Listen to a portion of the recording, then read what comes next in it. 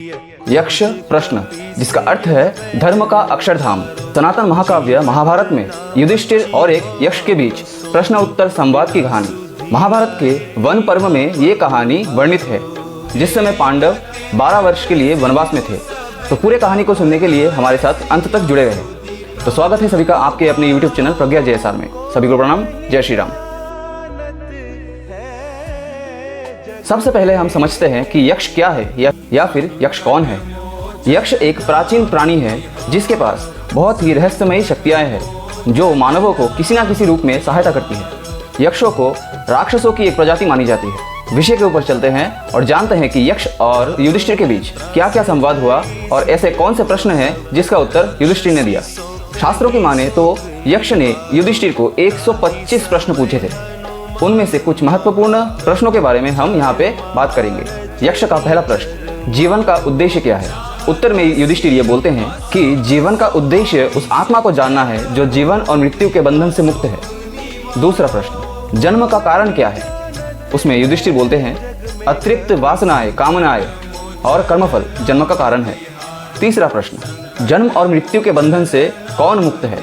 उत्तर में युधिष्ठिर ये बोलते हैं जिस व्यक्ति ने स्वयं को जान लिया है, यानी उस आत्मा को जान लिया है, वही इस जन्म और मृत्यु के बंधन से मुक्त है। चौथा प्रश्न है, संसार में दुख क्या है।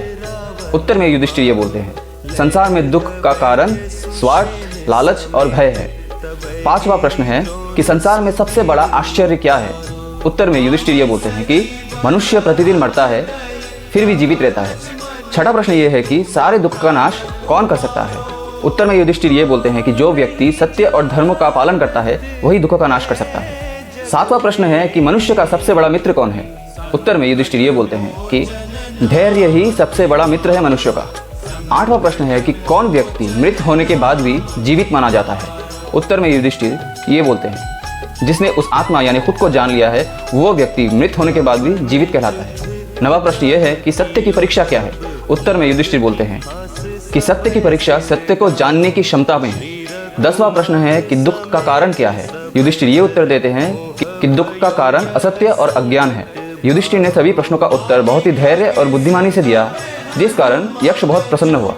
यक्ष और युधिष्ठिर के बीच जो भी संवाद हुआ उसी संवादों को यक्ष प्रश्न के नाम से महाभारत के महाकाव्य में वर्णित किया गया है। आज के इस वीडियो में हमने 10 महत्वपूर्ण प्रश्न और उत्तर के बारे में बात किया है।